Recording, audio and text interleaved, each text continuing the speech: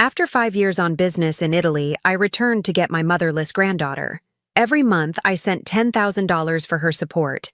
But when I arrived at her home, I saw her scrubbing the floor with a rag. Her arms were thin and bruised, and she wore a name tag that read, "Family MAID," while her new stepmother's lover filed her nails. My blood boiled. But what I did next? I'm glad to have you here. Follow my story until the end and comment the city you're watching from so I can see how far my story has reached. My name is Marcy, and I'm 62 years old. After 5 years managing family business in Italy, I thought I was coming home to embrace my granddaughter and start fresh. Instead, I walked into a nightmare that still makes my hands shake when I think about it. The flight from Rome to Atlanta felt endless. My mind kept drifting to Cora, my sweet granddaughter who was only 7 when I left. She'd be 12 now, probably taller, maybe with her mother's same bright smile. Sarah had died in that car accident when Cora was just 5, leaving my son Derek devastated and me as the only stable family the little girl had left. When Derek remarried Regina 2 years ago, I felt relief. Finally, Cora would have a mother figure again. Someone to braid her hair, help with homework, give her the feminine guidance I couldn't provide from across the ocean. Derek sounded so happy on our monthly calls, always talking about how Regina was wonderful with Cora, how they were becoming a real family.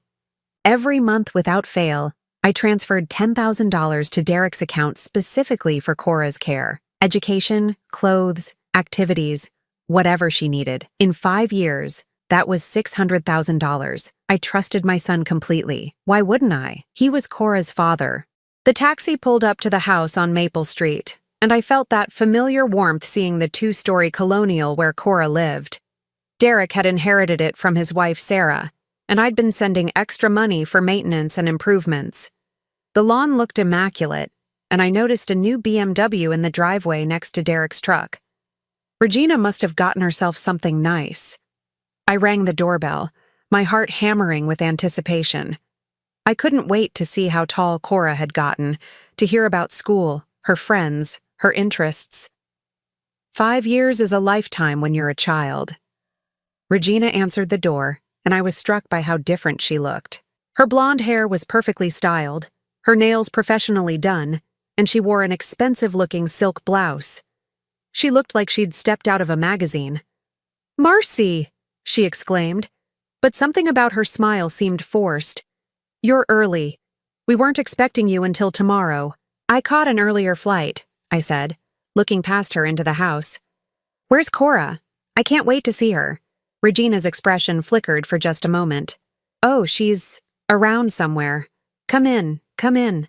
I followed her into the living room, and my breath caught.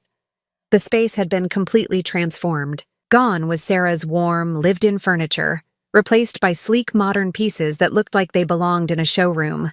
Crystal vases, expensive artwork, a massive flat-screen television. Everything screamed money. "Wow, Regina, you've really made this place your own," I said, trying to keep my tone neutral. "Thank you. I believe in creating a sophisticated environment. It's important for a child's development." That's when I heard it. The sound of scrubbing coming from the kitchen. Regina's expression tightened almost imperceptibly. "Let me get you some coffee," she said quickly, moving toward the kitchen doorway. "Why don't you sit down and—" But I was already following the sound. Nothing could have prepared me for what I saw. Cora was on her hands and knees on the kitchen floor, scrubbing with a dirty rag. My beautiful granddaughter, who should have been in school or playing with friends, was cleaning the floor like a servant. She wore clothes that were too small, faded and worn, her dark hair hanging limp around her face. What made my blood run cold was the plastic name tag pinned to her shirt. In bold black letters, it read, "Family MAID." "Cora?" I whispered. She looked up, and I saw my heart break in real time. This wasn't the vibrant little girl I remembered. Her arms were thin, too thin, and I could see what looked like bruises on her wrists. Her eyes had lost that bright spark, replaced by something that looked almost like fear. "Grandma Marcy?" Her voice was barely audible. I knelt beside her, wanting to pull her into my arms, but Regina's sharp voice cut through the moment. "Cora, you're not finished with your chores, and you know better than to stop working when we have company." The casual cruelty in her tone made my stomach turn. I looked up at Regina, then noticed someone else lounging at the breakfast bar. A man I didn't recognize, probably in his 30s, was filing his nails while watching the scene with obvious amusement. "This is Marcus," Regina said smoothly. "He's staying with us for a while." Marcus smirked at me. "Nice to meet you, Mrs. Chen. Regina's told me all about you." His eyes flicked to Cora, scrubbing the floor. "Love what you've done with the place. Very efficient household management." I felt like I was going to be sick. "Cora, sweetheart, why aren't you in school?" Regina answered before Cora could speak. "She's been having some behavioral issues. Homeschooling is more appropriate right now." Behavioral issues? I looked at this child who was scrubbing a floor that already looked spotless. "What kind of behavioral issues?" "She's been very difficult lately. Ungrateful. Defiant. Sometimes children need structure to learn respect." I watched as Cora flinched at the word defiant. This wasn't structure.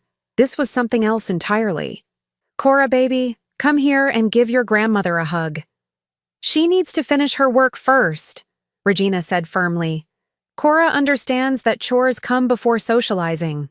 Don't you, Cora?" My granddaughter nodded silently, not meeting my eyes. The name tag on her chest caught the light, and I felt rage building in my chest like a physical thing. "Where's Derek?" I asked, my voice carefully controlled. "He's at work. He'll be home around 6. Regina checked an expensive watch on her wrist. "He's been working very hard lately. We've had some additional expenses." "I bet you have," I thought, looking around at the expensive renovations. Regina's designer clothes, the new car outside. "Marcus, honey, why don't you show Marcy the improvements we've made to the house?" Regina suggested. "I'll make sure Cora gets back to her duties." As Marcus led me through room after room of expensive upgrades, my mind was reeling. Where was the $10,000 a month I'd been sending? Every room had been professionally decorated, new furniture, new fixtures. The master bedroom had a walk-in closet full of designer clothes and shoes that could have fed a family for months. "Regina has excellent taste," Marcus was saying. "She really knows how to make a house into a home." I nodded absently, but all I could think about was Cora on that kitchen floor, wearing a name tag that labeled her as a servant in her own home. When we returned to the living room, Cora was nowhere to be seen. "Where is she?" I asked. "Cleaning the bathrooms upstairs?" Regina replied casually, settling onto the expensive sofa. "She has a full schedule of responsibilities. It keeps her busy and out of trouble." "She's 12 years old. Almost 13, actually. Old enough to contribute to the household. I believe in teaching children the value of hard work." I stared at this woman who was supposed to be caring for my granddaughter with my money, who was treating her like unpaid help while living in luxury. The rage I felt was unlike anything I'd ever experienced. "I'd like to see her room," I said. Something flickered in Regina's eyes. "Of course.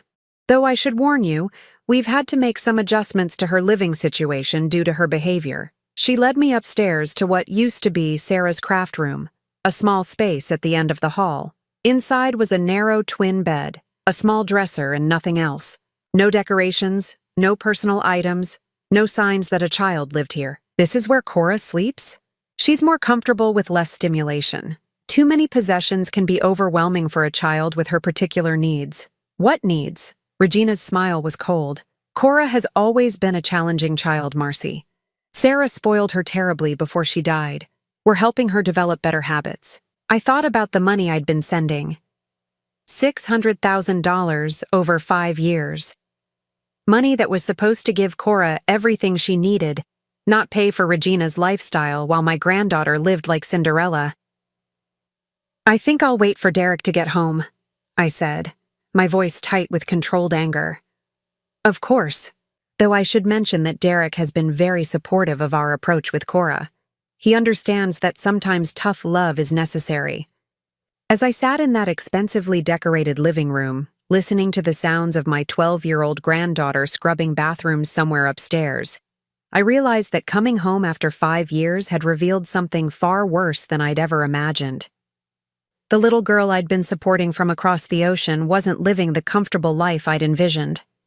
She was living as a prisoner in her own home, while the woman who was supposed to protect her lived like a queen on my money. But Regina had made one crucial mistake. She'd underestimated exactly what a grandmother would do when she discovered her granddaughter was being treated like a slave. The war was just beginning, and Regina had no idea who she was really fighting. Derek finally came home at 6:30, and the moment he walked through the door, I knew something was terribly wrong. My son, who used to be strong and confident, looked like a shadow of himself. His shoulders were slumped, his eyes avoiding mine, and when he hugged me, it felt hollow. "Mom, you look great," he said, but even his voice sounded different. Smaller somehow. "Thank you, honey. We need to talk." Regina appeared almost instantly, sliding up next to Derek and taking his arm possessively. "Derek's had such a long day at work. Maybe you two can catch up tomorrow?" "No," I said firmly. "We need to talk now." Derek glanced nervously between Regina and me. "Sure, Mom. What's on your mind?"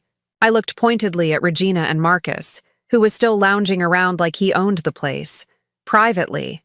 "Oh, we don't keep secrets in this family," Regina said with that fake smile. "We're all adults here." "Regina, please," Derek said quietly. It was clearly an old argument.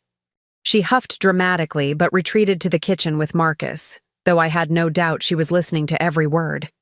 Derek and I sat in his living room, surrounded by all the expensive things my money had apparently bought, and I struggled to find the right words.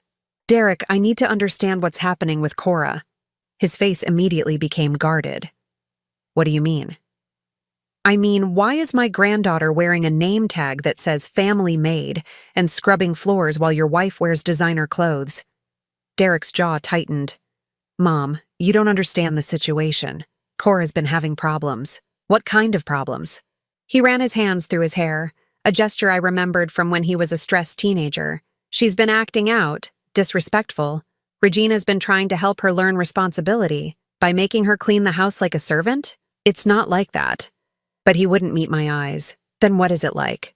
"Because from where I'm sitting, it looks like the 12-year-old daughter is doing all the housework while the adults live in luxury." Derek's voice became defensive. "Regina works very hard to keep this household running. Cora needs to learn that she's part of a family, not the center of the universe like Sarah used to treat her." The way he talked about his late wife, Cora's mother, made my skin crawl. Sarah treated her like a beloved daughter, because that's what she was. Sarah spoiled her rotten. Cora never learned boundaries, never learned respect. Since Regina came into our lives, we've been trying to fix that. I stared at my son, wondering when he'd become this stranger. Fix what exactly? She's a child, Derek. She's supposed to be in school, playing with friends, not scrubbing your floors. She is in school. Regina homeschools her. And where exactly does this homeschooling happen? Derek hesitated. Regina has a structured program. I haven't seen any books, any school materials, any indication that learning is happening in this house. From the kitchen came the sound of Regina's laughter, sharp and artificial. Derek glanced toward the sound nervously. "Derek, I've been sending you $10,000 every month for 5 years. Where has that money gone?" "It goes toward Cora's care, just like we agreed." "Her care?" I gestured around the opulent living room. "This furniture costs more than most people make in a year. That car outside, Regina's clothes, this whole renovation, that's where my money went, isn't it?" "Mom, maintaining a home is expensive." "Don't lie to me." My voice was sharper than I intended. "I've sent you $600,000 to take care of Cora, and I find her living like a servant while everyone else lives like royalty." Derek stood up abruptly, pacing to the window. "You don't understand how hard this has been. Raising someone else's daughter, dealing with her behavioral issues, trying to blend a family. Regina gave up her career to be a mother to Cora." "Whose daughter?" The words came out like ice. "Derek, Cora is your daughter. Sarah was your wife." "Sarah's gone!" The words exploded out of him, raw and painful. "She's been gone for 7 years, Mom. Regina is here now. Regina is my wife, and she's trying to help Cora become a productive member of this family instead of a spoiled brat who thinks the world owes her something." I felt like I'd been slapped. A spoiled brat? Derek. She was 7 years old when I left. What could she possibly have done that justified treating her like this? Before Derek could answer, Regina appeared in the doorway with Marcus right behind her. I couldn't help but overhear, she said, though she didn't look the least bit apologetic. Marcy, I think there's been some misunderstanding about Cora's situation. Really? Then please, enlighten me. Regina settled gracefully into the chair across from me, every movement calculated. Cora has some serious behavioral problems that developed after Sarah died. She became destructive, disrespectful, violent even. She would throw screaming fits, break things, hit other children at school. I looked at Derek. Is this true? He nodded reluctantly. She was acting out pretty badly. The school called us multiple times. She was grieving, I said. She lost her mother. Of course she was acting out. For 7 years? Regina's voice was smooth as silk. Marcy, I know this is hard to hear, but Cora has never adjusted properly to her mother's death. She became manipulative, using her grief to get out of responsibilities. She would lie constantly, steal things, even hurt herself to get attention. My heart was pounding. None of this sounded like the sweet little girl I remembered. I don't believe you. Regina pulled out her phone and scrolled through it. Here, look at these pictures. She showed me photos of broken dishes, torn books, what looked like marker scribbled on walls. This is just from last month, and here, she scrolled to more photos. These are the bruises she gave me when I tried to take away her phone for misbehaving. The photos showed Regina's arms with what looked like finger marks and scratches. She did this? She has serious anger issues, Regina said sadly. We've had to be very firm with her boundaries. The chores aren't punishment, they're therapy. Structure helps her feel secure and teaches her that actions have consequences. I felt like the ground was shifting under me. Could I have been wrong? Could the child I saw scrubbing floors actually be a troubled teenager who needed this kind of strict discipline? The name tag, I said weakly. That was her idea, Regina said. She said she wanted to contribute to the family, so we gave her responsibilities that matched her ability level. She actually takes pride in keeping the house clean. Derek nodded. Mom, I know it looks harsh from the outside, but Regina has really helped Cora improve. She's much calmer now, more respectful. What about school? Her education? I'm certified in early childhood education, Regina said smoothly. Cora learns much better in a controlled environment than she did in public school, where she was constantly getting into fights and disrupting other children's learning. I sat there trying to process all of this information. It contradicted everything I thought I knew, everything my instincts were telling me. But Regina sounded so convincing, and Derek was backing up everything she said. I'd like to talk to Cora, I said finally. Of course, but I should warn you. She's learned to manipulate adults by playing the victim. She might tell you stories designed to make you feel sorry for her. Regina called upstairs. Cora, come down here, please. My granddaughter appeared at the top of the stairs, moving slowly and carefully. She'd changed clothes but still looked thin and tired. Yes, ma'am? Ma'am. She called Regina ma'am. Your grandmother wants to talk with you. Cora came down and perched on the edge of the sofa, hands folded in her lap, eyes down. Everything about her body language screamed caution. Cora, sweetheart, how are you doing? I asked gently. She glanced quickly at Regina before answering. I'm fine, Grandma Marcy. Are you happy here? Another quick glance at Regina. Yes, ma'am. Tell your grandmother about your chores, Regina prompted. I help keep the house clean, Cora said in a flat voice. Regina says it's important to contribute to the family. And do you like homeschooling? Yes, ma'am. I'm learning a lot. Every answer was what Regina wanted to hear, delivered in a voice devoid of any real emotion. This wasn't the spirited child I remembered, but then again, she'd been through a lot. Maybe she really had become someone I didn't recognize. Cora, why don't you show your grandmother your room? Regina suggested. We went upstairs to the sparse little space I'd seen earlier. Cora stood in the doorway while I looked around. This is nice, I lied, trying to get some reaction from her. Yes, ma'am. Regina says too much stuff makes it hard to focus. What do you do for fun? For just a moment, something flickered in her eyes. Then it was gone. I read sometimes. Regina picks out appropriate books for me. I noticed there were no books visible in the room. As we headed back downstairs, I heard Regina talking to Derek in urgent, low tones. They stopped when they saw us. "Well," Regina said brightly, "I hope that helped clear things up." I looked at Cora, who immediately went back to that careful, watchful posture. Everything Regina had told me made logical sense. The photos, Derek's confirmation. Even Cora's own responses seemed to support this narrative of a troubled child who needed strict boundaries. But every instinct I had was screaming that something was wrong. After Cora was sent back upstairs, Regina walked me to the door. "I know this is a lot to take in," she said sympathetically, "but I want you to know that everything we do is for Cora's benefit. Derek and I both love her very much." I nodded, my head spinning with confusion and doubt.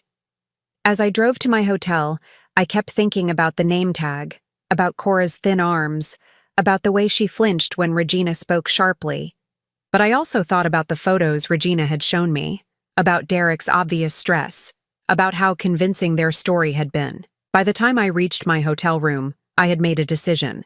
I needed to know the truth, and I wasn't going to get it by asking questions they were prepared to answer. I was going to have to find it myself. I couldn't sleep that night. Every time I closed my eyes, I saw Cora's thin face, the way she flinched when Regina spoke, the careful way she held herself like she was afraid of taking up too much space. Something was wrong, and I was going to find out what. The next morning, I drove to the local library and spent 3 hours researching Regina Walsh before she became Regina Chen. What I found made my blood run cold. Regina had been married twice before Derek. Her first husband, Robert Walsh, had died in a car accident, leaving behind a 9-year-old daughter named Emma. 6 months after the funeral, Regina married Thomas Brennan, a widower with a 10-year-old son named Jake. I found a newspaper article from 2 years later about Emma Walsh going missing from her home. She was found 3 days later at a truck stop 50 miles away, malnourished and traumatized. When questioned, she told authorities that her stepmother had been making her sleep in the garage and work as household help for paying guests. The case was quietly settled out of court. Regina and Thomas divorced shortly after, and she received a substantial settlement. There was no mention of what happened to Emma or Jake. My hands were shaking as I printed the articles. This woman had a pattern, and Cora was just her latest victim. I spent the rest of the day creating a plan. I couldn't just march into their house and demand answers. Regina had already shown me how good she was at manipulation, how she could make her story sound completely reasonable. I needed evidence, real proof of what was happening. First, I called an old friend from my business days, Patricia, who worked for a private investigation firm. "Marcy, good to hear from you," she said warmly. "How's retirement treating you?" "I need a favor, Pat. A big one." I explained the situation, and Patricia's voice became deadly serious. "Jesus, Marcy, this sounds like a classic exploitation case. What do you need?" "Surveillance equipment. Something small, undetectable. I need to document what's really happening in that house. I can have someone meet you this afternoon, but Marcy, be careful. If this woman is as dangerous as she sounds, you could be putting yourself and your granddaughter at risk." 2 hours later, I met Patricia's colleague, a woman named Lisa, at a coffee shop downtown. She showed me tiny recording devices, cameras small enough to hide in everyday objects, and taught me how to use them. "The key is to act natural," Lisa explained. "Don't change your behavior patterns or they'll get suspicious. Document everything, but don't confront them until you have enough evidence to take to authorities." That evening, I returned to Derek's house with a small overnight bag and a story about wanting to spend more time getting to know the family. "Of course you can stay," Regina said, though I caught the flash of irritation in her eyes. "We have a lovely guest room." The guest room was directly above the kitchen, which turned out to be perfect for my purposes. Over the next 3 days, I documented everything. I watched through the tiny camera I'd hidden in the living room as Regina made Cora scrub the floors again, even though they were already spotless.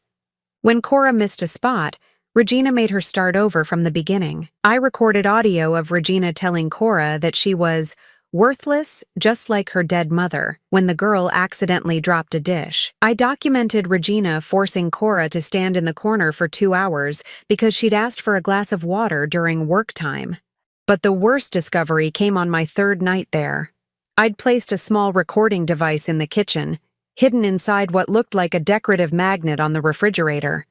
Around midnight, I heard voices and crept to the top of the stairs to listen.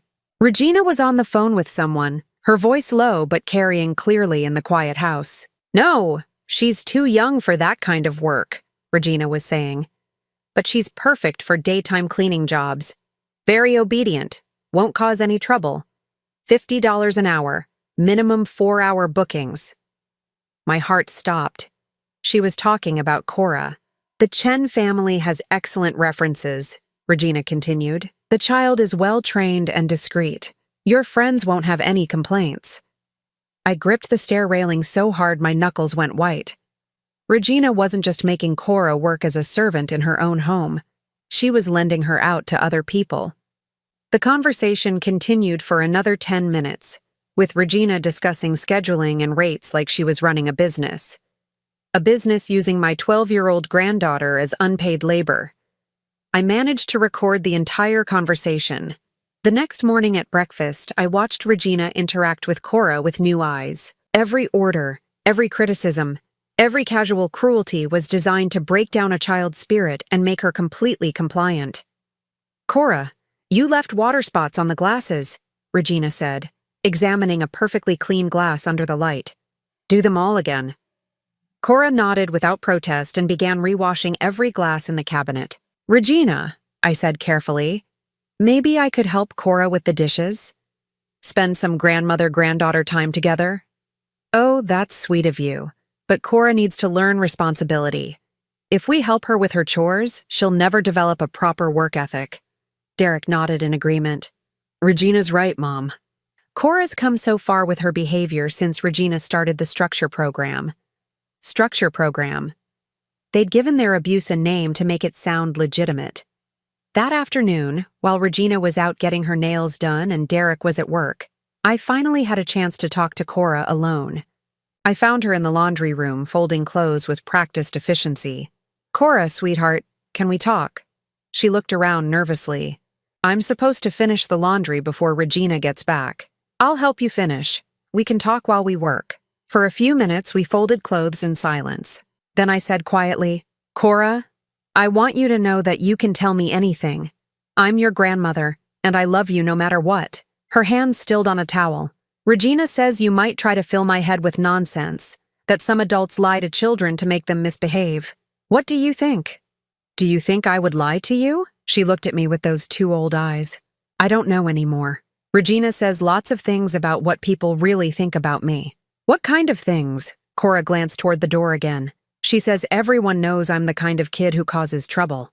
That's why I can't go to regular school anymore. The teachers complained about me too much." "Cora, do you remember your mother? Do you remember how she treated you?" Something flickered in her face. A brief moment of real emotion before the careful mask slipped back into place. "Regina says I remember wrong. That Mommy was sick and that's why she let me get away with being bad all the time." "What do you remember?" "I remember." Her voice was barely a whisper. "I remember Mommy reading to me, and making pancakes on Saturday mornings, and singing when she brushed my hair." Tears started sliding down her cheeks, and she quickly wiped them away. "Regina says crying is manipulation. That I use tears to try to get out of my responsibilities." I knelt down in front of her, my heart breaking. "Cora, crying is normal. It's okay to miss your mother. It's okay to be sad." "No, it's not." The words burst out of her. "I have to be grateful. Regina gave up everything to be my mother when nobody else wanted me. She says I should be thankful she didn't send me to live with strangers." "Honey, I would have taken you in a heartbeat. I wanted you to come live with me, but your father said you were better off with him and Regina." Cora stared at me. "You wanted me?" "Of course I wanted you. You're my granddaughter. I love you." For a moment, the careful mask completely cracked, and I saw the frightened, grieving child underneath. But then we heard a car door slam outside, and Cora immediately went rigid. "Regina's back," she whispered. "I have to finish the laundry. Cora, listen to me. This isn't normal. Children aren't supposed to work like servants. They're supposed to go to school and play and have friends." "You don't understand," she said desperately. "I'm not like other kids. I'm broken. Regina's trying to fix me, but it's really hard because I'm so damaged." "You are not broken," I said firmly. "You are not damaged. You are a beautiful, intelligent, wonderful child who deserves to be loved and protected." The front door opened, and we heard Regina's voice calling out, "I'm home! Cora, where are you?" Cora's face went pale. "If she finds out we talked like this, she'll be so angry. Please don't tell her what I said." I helped her quickly finish folding the clothes, my mind racing. This child had been so thoroughly manipulated that she believed she deserved this treatment. Regina had convinced her that love meant servitude, that she was fundamentally flawed and should be grateful for any attention at all. That night, I lay in the guest bed listening to the house settle around me and planned my next move. I had recordings now, evidence of the abuse. But I also knew that if I moved too quickly, Regina might disappear with Cora or turn Derek so completely against me that I'd never see my granddaughter again. I needed more evidence, and I needed to be smart about how I used it. The next morning, I called Patricia again from the privacy of my rental car. "I need you to dig deeper into Regina's background," I told her. "Specifically, I need to find Emma Walsh and Jake Brennan, the children from her previous marriages." "Already on it," Patricia said. "Emma Walsh is now 24 and living in Oregon. She's been in therapy for years.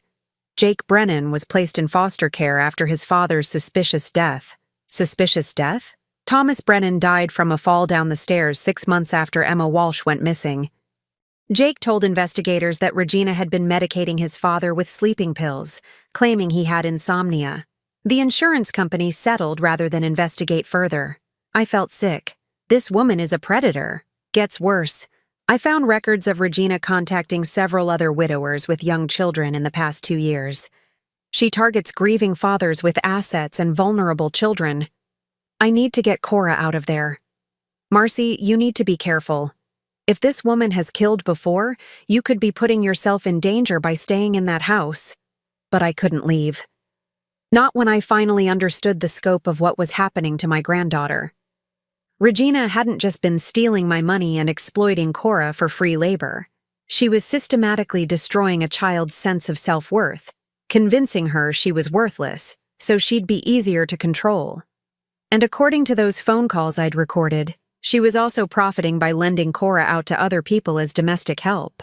My granddaughter wasn't just being abused, she was being trafficked. The realization hit me like a physical blow, and I had to pull over to the side of the road to catch my breath.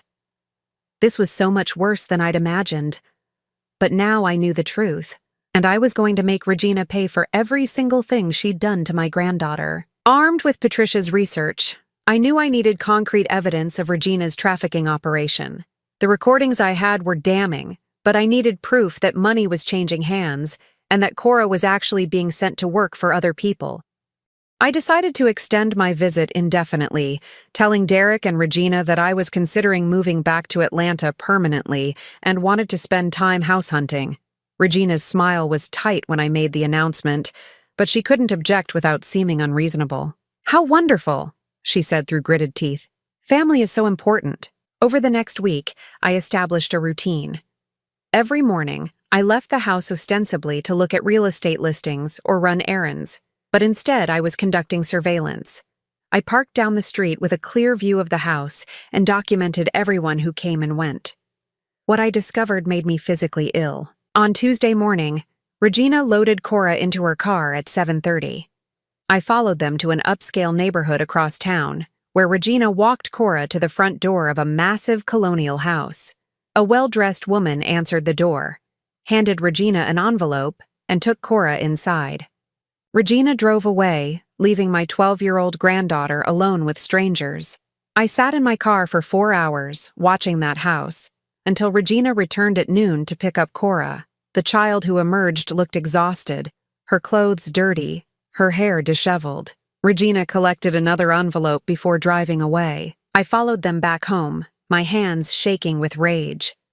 When they arrived, Regina immediately sent Cora upstairs to shower while she counted the money from both envelopes.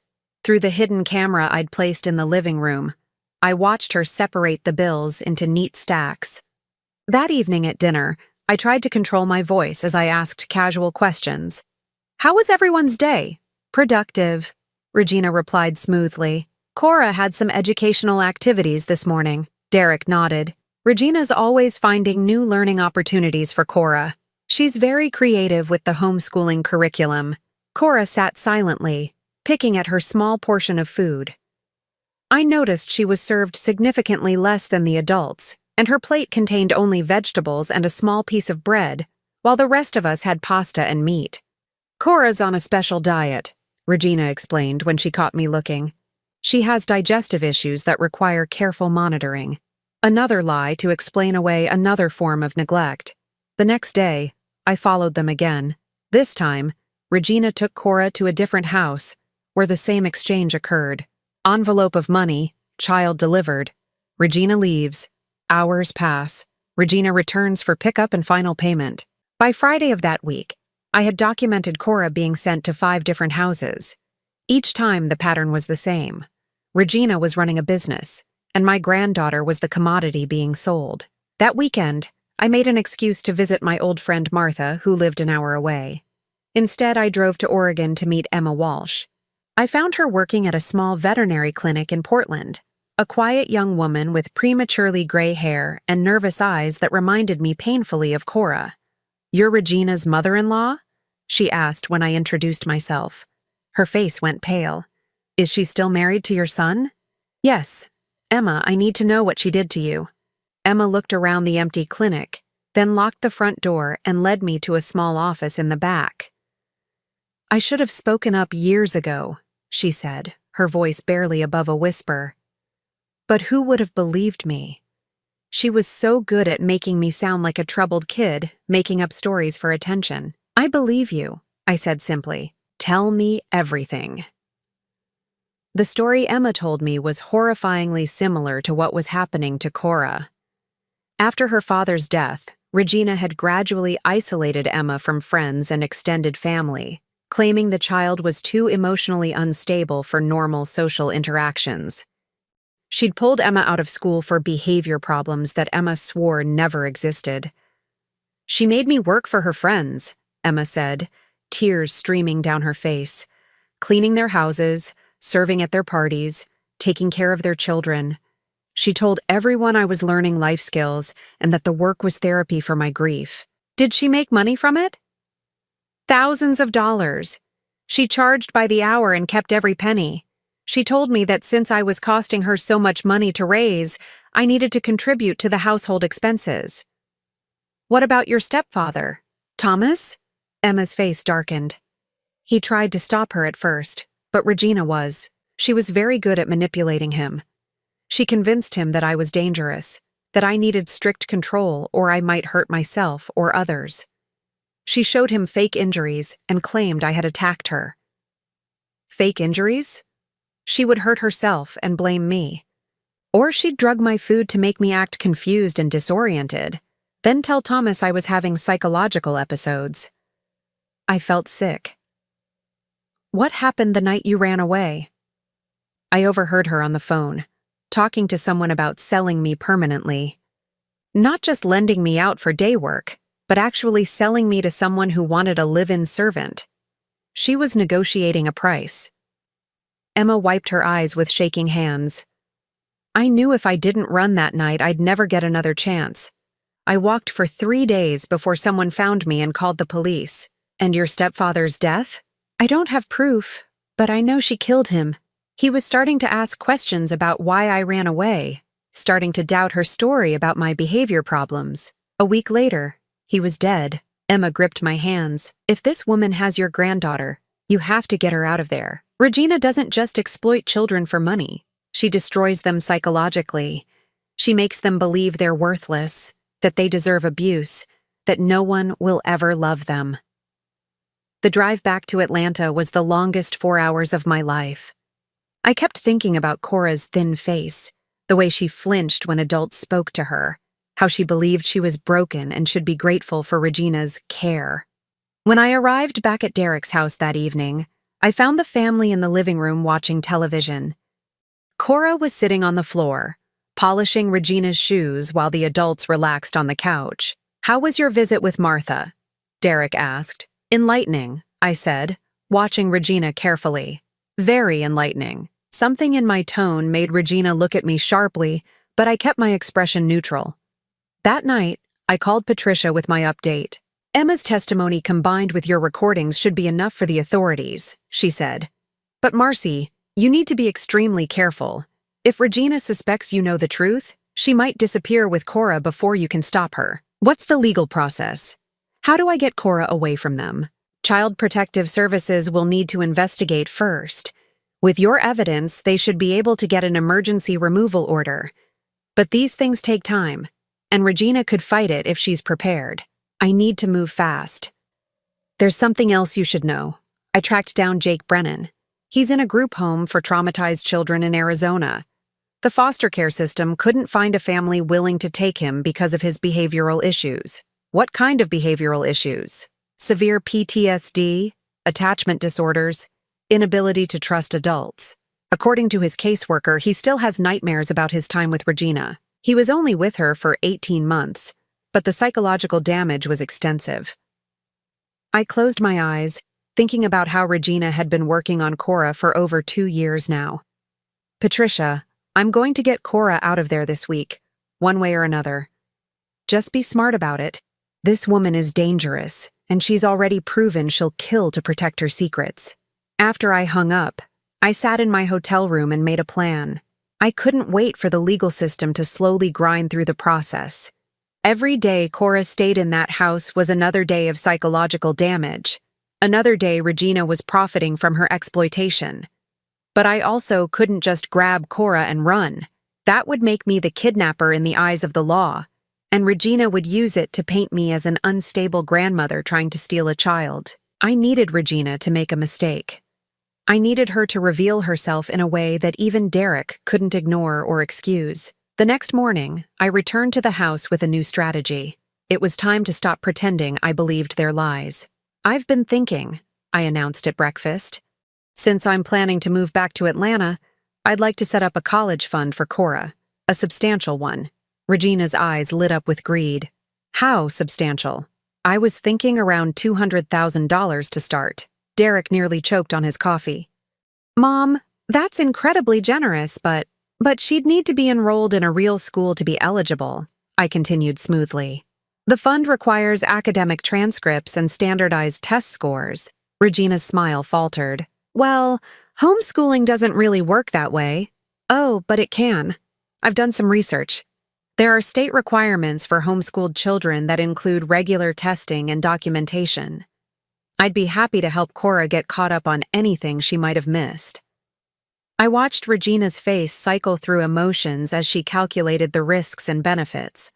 $200,000 was a lot of money, but it would require proving that Cora was actually receiving an education. "That's very thoughtful," Regina said finally. "But Cora has some special learning needs that make traditional testing inappropriate." "What kind of learning needs?" "She has attention and memory issues related to her trauma. Standard academic evaluation would be overwhelming for her." Another lie. Another excuse to keep Cora isolated and under control. But I had planted the seed I wanted. Regina would spend the day thinking about that money, figuring out how to get her hands on it without exposing the fact that Cora wasn't receiving any real education. And greedy people always make mistakes when they're reaching for a prize just out of their grasp. That evening, I set up the final piece of my trap. It was time to force Regina into revealing exactly who she really was, with witnesses who couldn't be manipulated or silenced. The war was about to end, and Regina had no idea she'd already lost. My plan was simple, but required perfect timing. I called Patricia and asked her to arrange for a social worker to be on standby, then contacted Detective Sarah Morrison from the Atlanta Police Department's Crimes Against Children Unit. I'd done my research carefully. Detective Morrison had a reputation for taking child exploitation cases seriously and acting quickly when presented with solid evidence. Mrs. Chen, these recordings you've described are very concerning, Detective Morrison said during our phone conversation. If you can get this woman to admit on tape that she's been trafficking your granddaughter, we can move immediately. I need to be sure Cora will be safe. If Regina suspects she's about to be exposed, she might hurt her. We'll have units positioned nearby. The moment you signal us, we'll move in. But Mrs. Chen, what you're planning to do is dangerous. This woman has potentially killed before. I'm 62 years old, Detective. I've survived cancer, divorce, bankruptcy, and building a business from nothing. I'm not about to be intimidated by some psychopath who's been torturing my granddaughter. That evening, I put my plan into motion. I returned to Derek's house carrying a briefcase and wearing my most expensive business suit, the one I used to wear when closing major deals in Italy. Derek, Regina, I need to speak with both of you about something important, I announced. It's about Cora's future and the college fund I mentioned. We sat in the living room while Cora was upstairs supposedly doing homework. I opened my briefcase and pulled out official-looking documents I'd had prepared. I've spoken with my financial advisor, and we can actually do much better than $200,000, I began. I'm prepared to establish a trust fund of $500,000 for Cora's education and future. Regina's eyes went wide. Derek looked stunned. Mom, that's incredible. But you don't need to— I want to, I said firmly. But there are conditions, legal conditions that protect both Cora and the money. I spread the documents on the coffee table. The trust requires that Cora be enrolled in an accredited educational program within 30 days. It also requires annual wellness checks by a court-appointed guardian to ensure the funds are being used appropriately. Regina leaned forward, studying the papers. I could see her calculating, trying to find a way around the requirements. What exactly does wellness checks mean? She asked. A social worker would visit annually to assess Cora's living situation, educational progress, and general well-being. Standard procedure for large educational trusts involving minors. That seems rather invasive, Regina said carefully. It's designed to protect children from having their trust funds misused by guardians, I replied, watching her closely. Surely that's not a concern here. Derek was reading through the documents. Mom, this is amazing, but $500,000. How can you afford this? The business in Italy was very profitable. I've decided I want to spend my money on family while I'm still here to see it make a difference. Regina was quiet for a long moment, and I could see the internal struggle playing out on her face.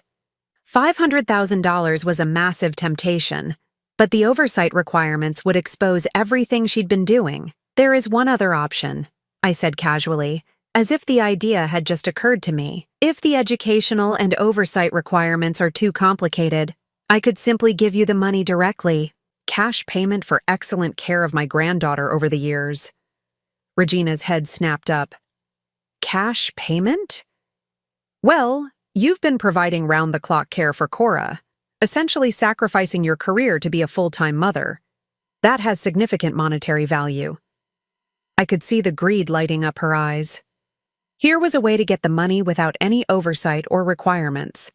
How much were you thinking? Derek asked, though I could tell he was uncomfortable with the idea. I was thinking we could calculate it based on fair market rates. Professional childcare costs about $30 per hour. If we assume 10 hours of active supervision per day for, let's say, the past 2 years, that would be over $200,000 in childcare services. Regina was practically salivating. That's very thoughtful of you to recognize the sacrifice. Of course, I'd want to make sure I understand exactly what services have been provided. For tax purposes, you understand. The IRS requires detailed documentation for large payments like this. I pulled out a small recording device, setting it openly on the coffee table. Would you mind if I record this conversation? My accountant will need a clear record of what the payment is for. Regina hesitated, but the lure of $200,000 in cash won out. Of course. Wonderful. So, Regina, could you describe the care you've been providing for Cora over the past 2 years? Regina launched into what she thought was a glowing description of her mothering. But every word was self-incriminating. I've provided structure and discipline that Cora desperately needed. I've taught her valuable life skills through household responsibilities. I've arranged educational opportunities with other families in our social circle. Educational opportunities? Yes, Cora has learned so much by observing how other households function. I've arranged for her to spend time helping other families with their domestic needs. It's been incredibly valuable for her social development. And these other families compensate you for Cora's time. Well, naturally, they contribute to her upkeep. It costs money to feed and clothe a growing child, and they understand that. Derek was frowning. Regina, what families? I thought you were homeschooling Cora here. Regina shot him an annoyed look. Derek, there are many aspects of Cora's education that you leave to my judgment. You're always so busy with work. How much do these families typically contribute? I asked, keeping my voice neutral. It varies. Anywhere from $50 to $100 per session, depending on the scope of Cora's responsibilities. Sessions? Yes, usually 4 to 6 hour periods where Cora assists with cleaning, organization, childcare support. It's wonderful practical experience for her. Derek was looking increasingly uncomfortable. Regina, are you saying that other families pay you for Cora to work in their houses? It's not work, it's education, Regina snapped. Cora is learning valuable life skills that will serve her well as an adult. I pressed further.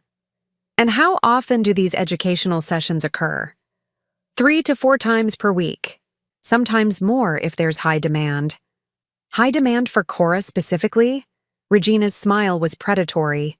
Cora has developed an excellent reputation among our social circle. She's very obedient and thorough in her tasks. Derek stood up abruptly. Regina, you're talking about sending my daughter to work as a maid for your friends. Don't be ridiculous, Derek. Everything I do is for Cora's benefit.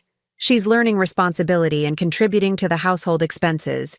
It's much better than letting her sit around feeling sorry for herself. Contributing to household expenses? Derek's voice was rising. She's 12 years old. Regina's careful facade was beginning to crack. Derek, you have no idea how difficult it's been raising your daughter. She required extensive behavior modification when I came into this family. The structure I've provided has transformed her from a spoiled, destructive child into a productive member of society. Productive? Derek looked sick. You mean profitable. Don't take that tone with me, Regina snarled. I've sacrificed my entire life to fix your broken daughter. The least she can do is contribute to her own upkeep instead of being a constant drain on our resources. The mask was completely off now. The sweet, caring stepmother had vanished, replaced by the cold, calculating predator underneath. I kept the recorder running as Regina continued to rant, each word providing more evidence of child exploitation and abuse. Furthermore, Cora should be grateful for the opportunities I've provided. Do you know how many children would love to have the structure and purpose I've given her?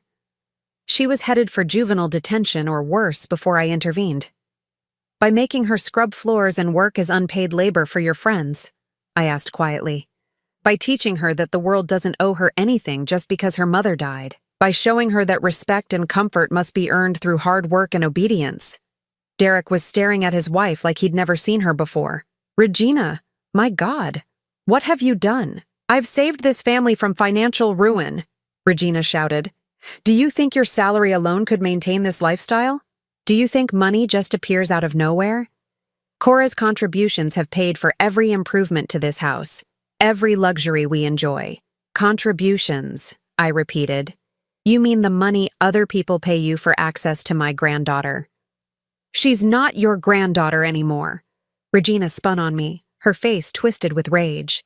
You abandoned this family for 5 years. You don't get to waltz back in here and judge how we've managed without you. I sent $10,000 every month for her care. And every penny went to her care. Food, shelter, clothing, medical expenses, education. Do you have any idea how expensive it is to raise a child properly? Then why does she sleep in a closet-sized room with no belongings while you live in luxury? Because she hasn't earned anything better. Everything in this house belongs to me and Derek. Cora gets exactly what she deserves based on her behavior and contribution. The recording device captured every damning word as Regina revealed her true beliefs about children, money, and exploitation. Finally, I asked the question that would seal her fate. Regina, over the past 2 years, approximately how much money have you received from other families for Cora's educational services? Regina was so angry now that she answered without thinking. Between $15,000 and $20,000, money that was desperately needed to maintain this household and provide for Cora's needs. The room fell silent except for the soft whirring of the recorder. Derek sank back into his chair, his face white. $20,000. You've been selling my daughter's labor and keeping the money. I've been managing this family's finances in ways you're apparently too naive to understand. Regina shot back. Someone had to make hard decisions while you buried your head in the sand. That's when I played my ace. Derek, there's something else you need to know about your wife. I pulled out the newspaper articles Patricia had found about Regina's previous marriages, about Emma Walsh's disappearance, about Thomas Brennan's suspicious death. Regina has done this before, to other children in other families. She's a predator who targets widowed fathers and vulnerable children. Derek read the articles with growing horror while Regina stood frozen, realizing that her past had finally caught up with her. You're lying, she whispered, but there was no conviction in her voice. Emma Walsh is 24 years old now and living in Oregon, I said calmly. She's been in therapy for years dealing with the trauma you inflicted on her. Jake Brennan is in a group home in Arizona because the psychological damage you did to him was so severe that no family would take him. Derek looked up from the articles, his face a mask of disgust and betrayal. You killed Thomas Brennan.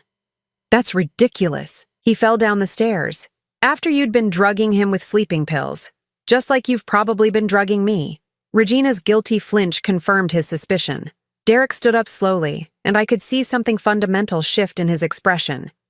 The man who had been completely under Regina's control was finally seeing her for what she really was. Get out, he said quietly. Derek, you're being manipulated. Get out. His voice exploded through the house. Get out of my house and away from my daughter, you sick, twisted monster. Regina's composure cracked completely. You'll regret this, Derek. Without me, you'll lose everything. Cora will destroy you just like she destroyed Sarah. My wife died in a car accident. Your wife died because she was distracted by that demanding little brat. Cora killed her own mother, and she'll destroy you too if you don't maintain control. The cruelty and manipulation in those words hit Derek like a physical blow. I watched years of psychological manipulation crumble as he finally understood what Regina had been doing to both him and Cora. You have 10 minutes to pack your things and leave, he said, his voice deadly calm. If you're not gone by then, I'm calling the police. But I was already reaching for my phone. Detective Morrison? It's time. Regina's face went white as she realized she'd walked directly into a trap. Within minutes, police cars were pulling into the driveway, and Detective Morrison was placing Regina under arrest for child exploitation and trafficking. As they led her away in handcuffs, she screamed back at the house. You'll never be able to handle her. She's damaged goods. Nobody wants a broken child. But her words bounced harmlessly off the walls of a house where she no longer had any power. The nightmare was finally over. 6 months later, I stood in the kitchen of my new home in Savannah, Georgia, watching Cora help me prepare Sunday dinner. She was still thin, but her arms no longer bore bruises, and her smile was beginning to return. Real laughter had replaced the careful silence that used to follow her everywhere. Grandma Marcy, did I put enough oregano in the sauce? She asked, stirring the pot with careful concentration. Let me taste it, I said, dipping a spoon into the rich tomato mixture. Perfect. You're becoming quite the chef. Cora beamed with genuine pride, the kind of pride that comes from accomplishment rather than fear-based compliance. It had taken months to help her understand the difference between the two. The legal proceedings had moved swiftly once Detective Morrison had my recordings and Emma Walsh's testimony. Regina was convicted of child trafficking, exploitation, and fraud. She received 15 years in prison with no possibility of parole for 8 years. Her assets were seized to compensate her victims, though Emma, Jake, and Cora would never fully recover from the psychological damage she'd inflicted. Derek had been devastated by the revelations about his wife, but his horror at what had been done to Cora galvanized him into action. He'd voluntarily surrendered custody to me while he underwent therapy to understand how he'd been so completely manipulated. Our relationship was still fragile, but he was working to rebuild trust with his daughter. "She sends me letters," Cora had told me last month, referring to Regina. "They get delivered to Derek's house sometimes.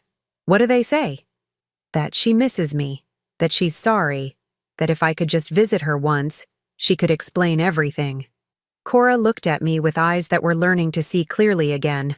Derek tears them up without reading them to me now. He says she doesn't get to hurt me anymore. The healing process hadn't been easy. Cora arrived at my house with almost no possessions, except the clothes she'd been wearing, and a small box of mementos her mother had left her, items Regina had hidden away and Derek found while cleaning out the house.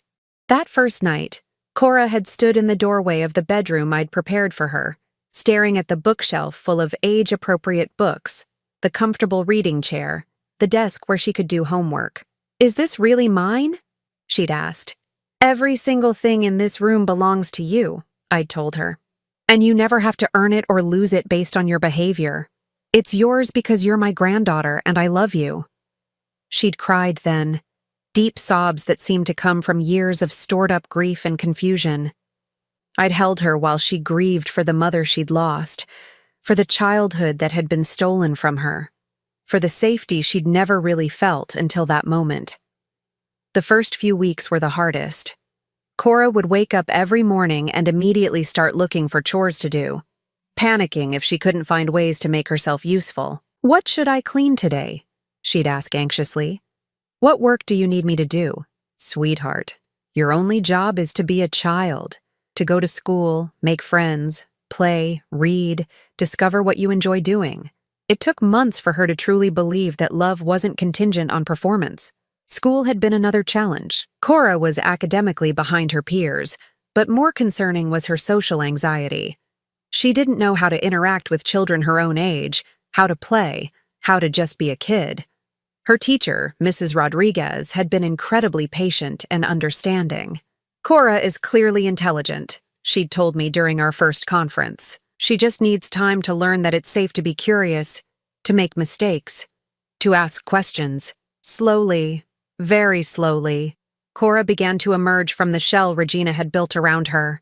She discovered that she loved reading fantasy novels, that she was naturally gifted at art, and that she had a wonderful sense of humor when she felt safe enough to let it show. The money Regina had stolen was never fully recovered, but I didn't care. I had enough saved from my business ventures to provide comfortably for both Cora and myself. More importantly, I had my granddaughter back. Derek visited every other weekend now, working to rebuild the relationship with his daughter that Regina had systematically poisoned. The visits were still somewhat awkward, but progress was being made.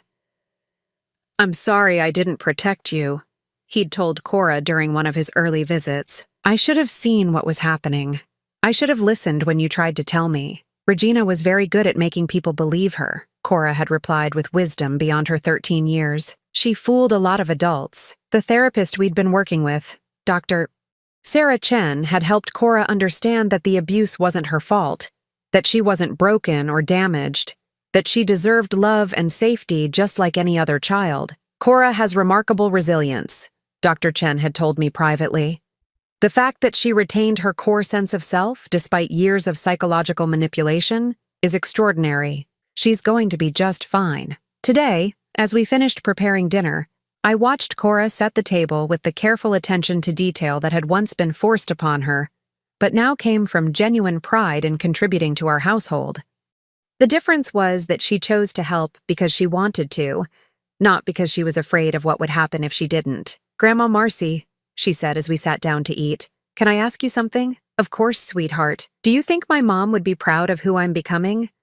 The question caught me off guard, but I knew exactly how to answer it. "Cora, Your mother loved you more than anything in the world.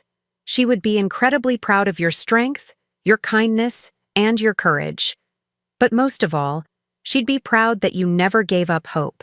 Cora smiled, and for just a moment, I saw her mother's radiant joy shining through her features. After dinner, we settled into our evening routine. Cora curled up in the living room with one of her beloved fantasy novels while I worked on a crossword puzzle. The quiet companionship felt like the most natural thing in the world. "Grandma Marcy? Yes? I'm glad you came home from Italy." "So am I, sweetheart. So am I." As bedtime approached, Cora gathered her book and started toward her room, then paused. "I love you," she said simply. "I love you too, Cora. More than you'll ever know." After she went to bed, I sat in my favorite chair and reflected on the journey that had brought us here. The woman who had once seemed so loving and devoted had nearly destroyed my granddaughter's spirit. But she'd made one crucial mistake. She'd underestimated the power of genuine love and a grandmother's determination. I thought about the money I'd sent over those 5 years, money that was supposed to provide for Cora's care and education. In the end, those monthly payments of $10,000 had bought something far more valuable than Regina's luxurious lifestyle. They'd bought me the motivation to investigate when something felt wrong, the resources to fight for my granddaughter, and the evidence I needed to expose the truth. Regina was now serving her sentence in a federal prison, where she would hopefully never again have the opportunity to exploit vulnerable children. Emma Walsh had started a nonprofit organization to help other victims of family trafficking, turning her trauma into a force for good. Jake Brennan was slowly learning to trust again in a specialized therapeutic foster home. And Cora was becoming the bright, curious, confident young woman she was always meant to be. The phone rang, interrupting my thoughts. It was Derek. "Hi, Mom. How's everything going?" "Good. Cora made spaghetti sauce today. She's quite proud of it." "That's wonderful. Mom, I wanted to tell you something." "What's that?" "I've been thinking about what you said months ago, about how Regina targeted me because I was vulnerable and had assets. I've decided to donate the house." I was surprised. "Derek, that's a big decision. I can't live there anymore. Every room reminds me of what I allowed to happen to my daughter. I'm donating it to a foundation that helps children who've been trafficked or exploited. At least some good will come from that place." "I think that's a wonderful idea." "And Mom? Thank you for never giving up on Cora, for fighting for her when I was too blind to see what was happening. She's my granddaughter, Derek. I would have moved heaven and earth to protect her." After I hung up, I walked quietly down the hall to check on Cora. She was sound asleep, her book still open beside her, her breathing deep and peaceful. This was how a child should sleep, safely, securely, without fear of what tomorrow might bring. I tucked the covers around her shoulders and kissed her forehead gently.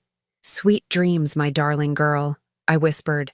"You're safe now. You're home." As I turned off the light and closed her door, I realized that this wasn't just about saving Cora from Regina's abuse. It was about reclaiming what family really means. Not the performance and manipulation that Regina had orchestrated, but genuine love, protection, and the kind of safety that allows a child to grow into who they're meant to become. The inheritance Regina had stolen wasn't just money. It was Cora's childhood, her sense of self-worth, her ability to trust. But inheritances can be rebuilt, and love is the most powerful foundation of all. Standing in the hallway of our peaceful home, listening to the gentle sounds of a child sleeping without fear, I knew we had won something far more valuable than any amount of money. We had won back our family, the war was over, and love had triumphed. Now I'm curious about you who listened to my story. What would you do if you were in my place? Have you ever been through something similar? Comment below. And meanwhile, I'm leaving on the final screen 2 other stories that are channel favorites, and they will definitely surprise you. Thank you for watching until here.